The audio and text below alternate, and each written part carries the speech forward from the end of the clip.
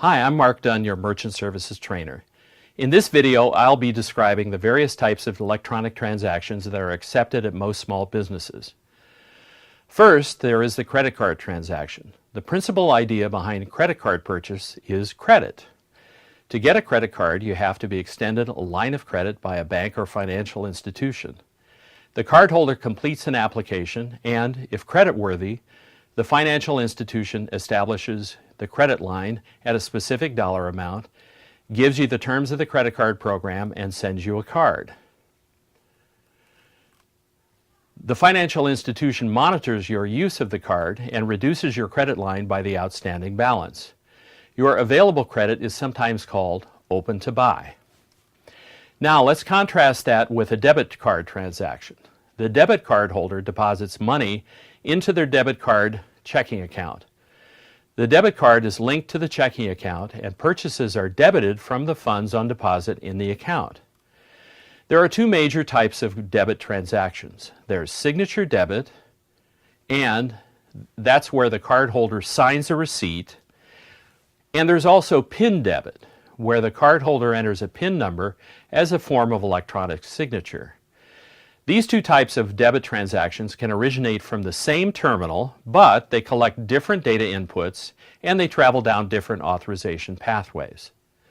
Signature debit exists under the Visa or MasterCard check card program. When the merchant is running them on the terminal, these transactions seem very much like credit card transactions, and the merchant may not know the difference. The transaction is authorized similarly to a credit card transaction, except the authorizing host is looking up funds on deposit rather than open to buy on a credit account. The authorization message that goes back to the merchant's terminal is virtually identical to a credit transaction. PIN debit is a transaction type based on what was originally a group of regional bank networks. In the late 1970s and 80s, banks within various geographic districts around the U.S. came together to form their own unique, shared online processing networks for clearing EFT transactions. This was the network that linked ATM machines. Since cash withdrawals were allowed from ATMs, it was necessary that the balances be current at any given moment in time. Also, since transactions were allowed from unattended devices with no person available to verify a signature, the PIN, or personal identification number, would act as a secret code and substitute for a verified signature. For the small merchant, PIN debit transactions at the point of sale require the cardholder to enter his or her PIN number on a PIN pad peripheral device or on the PIN-enabled keypad of the terminal. PIN debit card accounts are shared real-time or very near real-time balance systems. They keep running balances that are updated as all types of transactions take place that affect the account.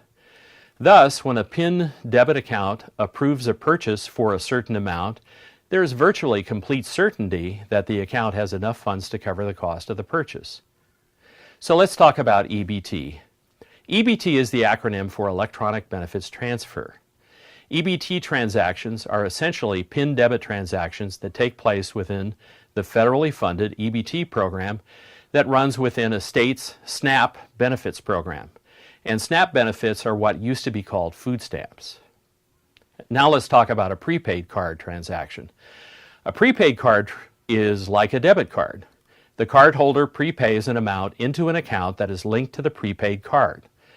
Prepaid cards bear a card brand or financial institution logo, such as Visa or Amex. Sometimes these are called open-loop cards. The principal benefit of financial institution branded prepaid cards is they may be used at any merchant that accepts payment cards.